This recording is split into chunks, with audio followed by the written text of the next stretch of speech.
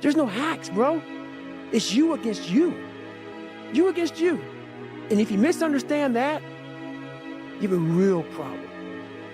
You wake up, right to work. Immediately your mind is in action. No one wants to do that. No one. And I don't blame them. But don't be mad.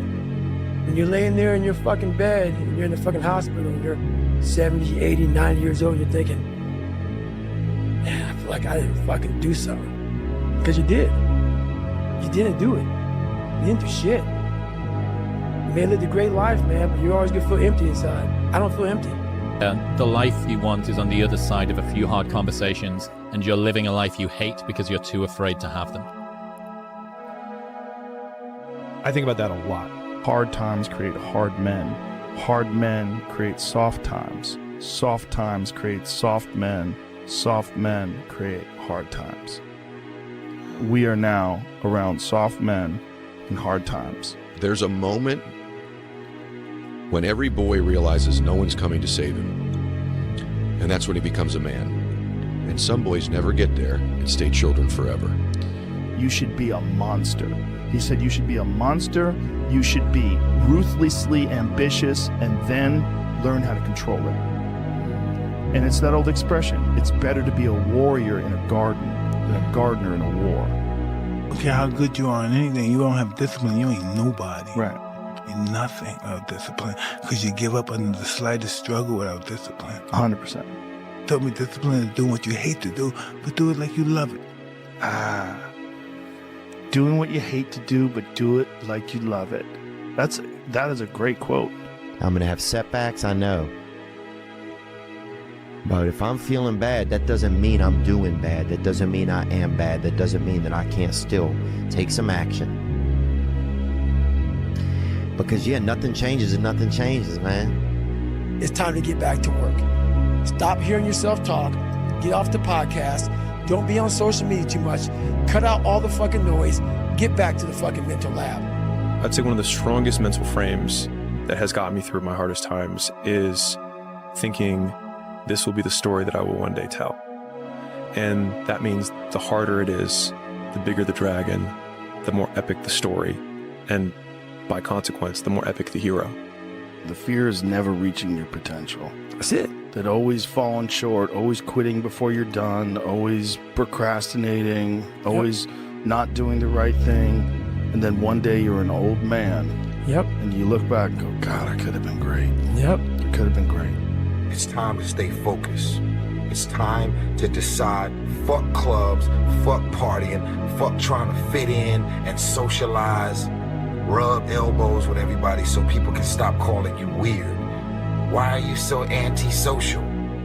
Because I'm trying to get it. Why are you staying on the basketball court so much? Because I'm trying to get it. Why are you out there practicing in the hot sun when ain't nobody else out there? Because I'm trying to get it. Why are you not clubbing like every time I text you and invite you to go do something fun and cool, you always studying? Because I'm trying to get it. Let me tell you something, homie. These women ain't going nowhere. These clubs, these parties, all this shit ain't going nowhere. The more weird you are is a reflection of how committed you are to focusing on your shit, molding and shaping and developing your ideas and your craft so that when it's time for you to make your rounds, you gonna fly. Well, I love that because that's how I've lived my entire life. I don't know anything about that, but people go, man, you have such a strong will. It's something that you build. Like, I never forget, I was on a podcast one time, and this dude goes, you were blessed with a strong mind. Like, the hell are you talking about? I was blessed with a strong mind. That's something that you have to develop.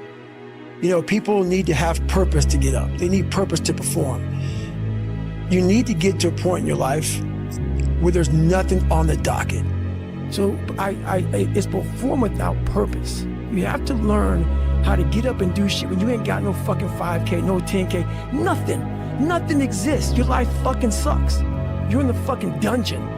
But guess what, motherfucker? I'm still going to get it. Because when that time comes, because the time is gonna come, when that purpose is there, you'll be ready. So That's what that's all about. It's about gaining control of your mind, putting things back in the proper perspective, and then saying, I really do want to be here, and I'm going to have a bunch of these 1 seconds through this 130-hour journey. And I have to learn to control these, because if I fail one of these 1 seconds, I will not be a SEAL. I will not be a doctor. I will not be a lawyer. I will not be whatever the fuck it is. So that's how important that 1 second decision is.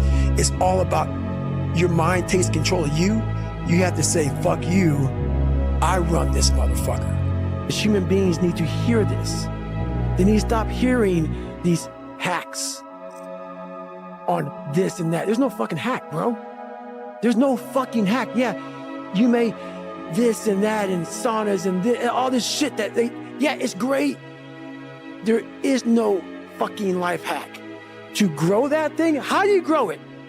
Do it, and do it, and do it, and do it. That's the hack. The hack is gonna fucking suck. Sun don't stop for nobody, man. Sun don't fucking stop. Sun gonna be up in the morning regardless.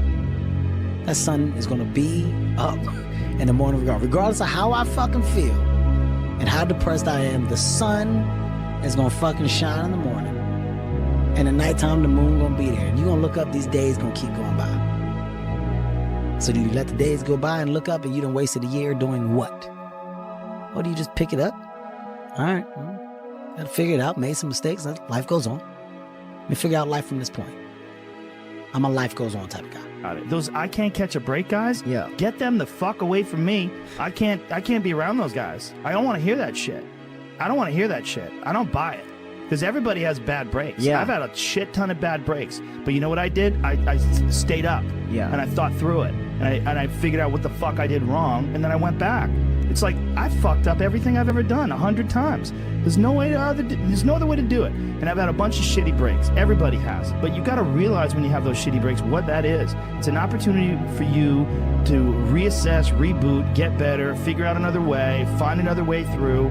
This is just little challenges. And the people that look at those challenges and go, why do I always have these challenges? They're cancer. Those people are dangerous to be around. They will rob you of your enthusiasm. They don't give you any fuel. They're the opposite of fuel. Yeah. Do you actually want to do this or not? Because if you actually want to do it, what's going to stop you? Nothing. And if you don't really want to do it, what's going to stop you? Just about anything that comes up. Just about any obstacle that gets in your way becomes an excuse.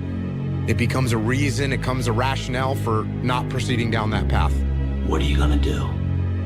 How bad do you want it? There's two options. To continue forward, pushing upward. And if you do, that dream is giving birth, and forever you will live in the reality of it. If you stop, quit, throw in the towel, I promise you there's no distance you can travel far enough to ever find that dream again. For it is dead. And in its death, it's replaced by regret. Right now, it's your choice. I've never regretted working harder. Ever. Not once. And some people are like, on your deathbed, you're like, no, because I lived every moment of my day doing what I wanted to do. Don't follow what most people do because you don't want the results that most people get. The average person is obese, likely to be divorced, and has less than 1K in the bank. It feels safe to do what everyone else is doing, but it's actually a terrible decision. It's like the best way to guarantee to not have the life that you want is to do what everyone else is doing. If you want to be exceptional, you're going to be different from everyone else. That's what makes you exceptional. You can't fit in and also be exceptional. Both have discomfort. When you fit in, you have internal conflict because you're not being 100% you. When you're exceptional, you have external conflict because everyone sees you as different. Pick one. When your friends start to say, you've changed, remember it's because they don't know how to say, you've grown. You don't have to feel good about it. You just have to keep going. The feeling will pass, but you will remain. You are greater than your feelings. Going to bed late and waking up early to work for a few days won't kill you. You're not going to burn out. You're doing what it takes. If you're one of those people that push work-life balance, just remember, the people who like working a lot don't care. I've never regretted trying harder at anything ever. Hard times last long, but an epic story feels like a lifetime. It just takes work. Shitloads and shitloads of work. Every time I try and dress it up or cut a corner, I get brutally reminded the work just needs doing. The work doesn't care who you are, it just cares that it gets done. Most people's definition of work is a negative one, which is why they abhor it, which is also why they misunderstand so many people who quote, I'll say quote here, are successful or ahead of them or whatever, is that both people, one person says the word work and the other person hears the word pain. And so the first step to like becoming more successful is understanding the language that the people who are successful are using. They're actually defining the word differently. And so whatever that thing is that you actually enjoy doing, where you lose track of time when you're in it, even if it's challenging, but usually it is challenging, right? Like it's not easy because then it's boring. The people who are, quote, addicted to work make it easy to be addicted to work because they do things worth doing. And I think a lot of it is coming down to making sure that you take the few precious seconds that we have to do the few things that are worth doing for the rest of your life. Every fucking day I wake up and I don't want to do some shit. I'm like, okay, man, do you want to be a bitch today? Do you want to feel like a little bitch? Do you want to walk around all day knowing that you could, but you didn't? So it's perform without purpose. You have to learn how to get up and do shit when you ain't got no fucking 5K, no 10K, nothing. Nothing exists. Your life fucking sucks. You're in the fucking dungeon. But guess what? I'm still going to get it. Because when that time comes, because the time is going to come, when that purpose is there, you'll be ready.